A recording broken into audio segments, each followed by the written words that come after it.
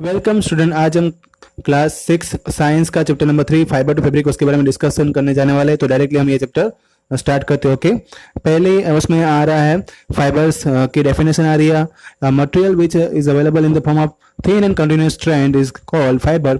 एक ऐसा मटेरियल जो पतले और एक कंटिन्यूस धागे के फॉर्म में जो अवेलेबल होता है उसको हम क्या बोलते हैं, फाइबर्स। और ऐसे अगर धागों का ग्रुप बन जाता है तो उसको बोलते हैं fibres.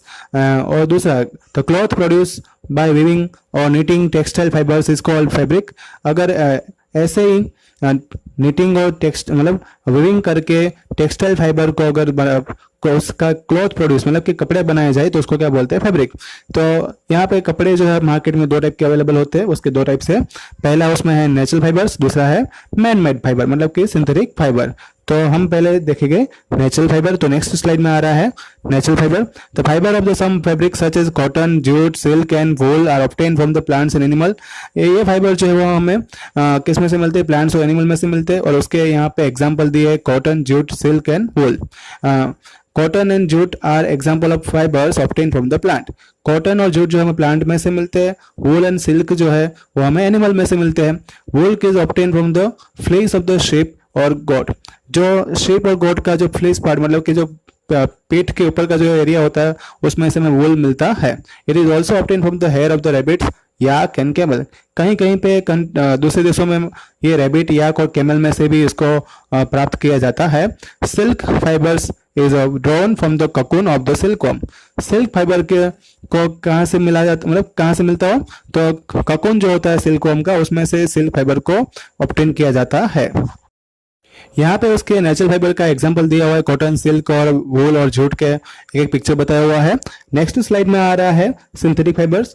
For thousand of years natural fibres were only once available for making fabrics. पहले तो फैब्रिक जो है वो नेचुरल फाइबर में से मिलता था। इन लास्ट 100 ईयर्स और so fibres are the also made from the chemical substance which are not obtained from the plants or animal sources। अभी जो 100 साल या तो उससे पहले जो ये फाइबर्स है वो केमिकल सब्सटेंस में से ही बनने लगे हैं जो कि प्लांट और एनिमल सोर्स में से प्राप्त होते नहीं है, मतलब कि केमिकल में से बनाए जाते हैं। These are called synthetic fibre, इसको सिंथेटिक फाइबर बोलते हैं। उसके एग्जाम्पल यहाँ पे दिए हुए हैं पॉलिएस्टर, नायलॉन और एक्रेलिक। यहाँ पे नायलॉन, पॉलिएस्टर और जो फर है उसका एक एक एग्जांपल यहाँ पे दिया हुआ है। नेक्स्ट स्लाइड में आ रहा है सम प्लांट फाइबर। कॉटन उसमें सबसे पहले आ रहा है। This cotton wool is also used for filling mattress, quilt and pillows. यहाँ पे कॉटन वूल जो है उसका यूज हम मैट्रेस बनाने में, पिलो बनाने में, क्विल्ट बनाने में कर सकते हैं। Take some cotton wool, pull it apart and look it its edge, what do you observe. जैसे हम कॉटन वूल को मतलब कॉटन वूल निकालते हैं और उसको एज इस पे रखते हैं तो हमें क्या देखने को मिलता है, तो उसमें थोड़े से थिन स्ट्रैंड जो है that you see are made up of cotton fibres. उसमें से जो लंबे धागे दिखने को मिलते हैं पतले पतले उसको क्या बोलते हैं cotton fibres. Where does this cotton wool come from. ये कॉटन वूल कहाँ से आता है, तो ये जो उसका आंसर है यहाँ पे, it is grown in the field. ये मैंने टेक्स्ट बुक में से ही पूरा लिया हुआ है तो आपको टेक्स्ट बुक वाइज ही पूरा कॉपी टू कॉपी में आपको एक्सप्लेन कर रहा हूँ। ओके, तो कॉटन जो है हमें कहाँ से मिलता है, वो कॉटन के प्लांट होते हैं। और cotton plants are usually grown at a place having a black soil and warm climate. मतलब कि कॉटन प्लांट जो है वो ब्लैक सॉइल के ऊपर ग्रो करवाए जाते हैं और जहाँ पे क्लाइमेट कैसा होता है, एकदम वार्म होता है। Can you name some state of the our country where cotton is grown. क्या तुम ऐसे स्टेट के नाम बता सकते हो जहाँ पे कॉटन ग्रो होता है? यस, कौन सा है? गुजरात अपना। गुजरात में कॉटन होता है। The fruits of the cotton plant, जिसको क्या बोलते हैं, cotton balls, are about the size of lemon. वो लेमन की साइज इतना बड़ा होता है। After maturing the ball burst open and seeds cover with cotton fibres can be seen. जैसे ही मैच्योरिंग पीरियड उसका आ जाता है, मतलब जैसे ही उसमें कॉटन जो है वो बन जाता है तब उसमें से सीड जो है वो पूरा कवर हो जाता है कॉटन फाइबर से जो दिखाई देता है। नेक्स्ट स्लाइड में जो है कॉटन प्लांट्स का यहाँ पे फोटो भी दिया हुआ है। नेक्स्ट प्रोसेस आ रही है गिनिंग फ्रॉम द बॉल्स, मतलब cotton plants. Cotton is usually picked up by the hand, fibers are then separated from the seed by combing। फिर उसमें से जो फाइबर्स है उसको अलग किया जाता है सीड से। कॉम्बिंग मतलब जो कॉम्बिंग करके यहाँ पे जो पिक्चर बताया हुआ है कि कॉम्बिंग कैसा होता है। This process is called ginning of the cotton. यहाँ उस प्रोसेस को क्या बोलते हैं, ginning. Ginning was traditionally done by hand. पहले तो ये हाथों से होता था। This days machine are also use for ginning. अभी तो मशीन भी इसके लिए यूज होता है। फिर नेक्स्ट स्लाइड में आ रहा है jute fibres. Jute fibres is obtain from the stem of the jute plant. It is cultivated during the rainy season. In India jute is mainly grown in West Bengal, Bihar and Assam. Jute fibres जो है India में waste Bengal, Bihar और आसाम में उसका grow करवाया जाता है। The jute plant is normally harvested when it is a flowering stage. जब उसका फ्लावरिंग स्टेज आ जाता है, यहाँ पे उसका पिक्चर दिया हुआ है, तभी उसका हार्वेस्टिंग शुरू होता है। The stem of the harvested plant are immersed in the water for the few days. The stem root and fibers are separated by hand. Stem को जो है हाथों से हम अलग कर सकते हैं उसके फाइबर को, और स्टेम को हार्वेस्टेड करके उसको पानी में डाल दिया जाता है थोड़े दिन के लिए, और बाद में उसका फाइबर्स जो है वो हम अलग कर सकते हैं। नेक्स्ट स्लाइड में आ रहा है spinning cotton yarn. To make the fabrics all this fibres are first converted into yarn. कोई भी फैब्रिक अगर बनाना है तो हमें पहले तो फाइबर्स को यार्न में कन्वर्ट करना पड़ता है। The process of making yarn from the fibres is called spinning. तो यही प्रोसेस को हम क्या बोलते हैं, जब यार्न जो है उसको मतलब फाइबर में से बनाते हैं उसको बोलते हैं spinning. In this process fibres from the mass of the cotton wool are drawn out and twisted. ये प्रोसेस में क्या होता है कि जब भी फाइबर्स जो है कॉटन वूल में से उसका फाइबर जो है उसको बनाने के लिए कितनी बार उसको ड्रॉन आउट मतलब ऐसा घुमाया जाता है, ट्विस्टेड मतलब मोड़ा जाता है। This bring the fibre together to form a yarn. इन सभी फाइबर्स को साथ में जोड़ के क्या बनाया जाता है, यार्न बनाया जाता है। A simple device used to for spinning is hand spindle.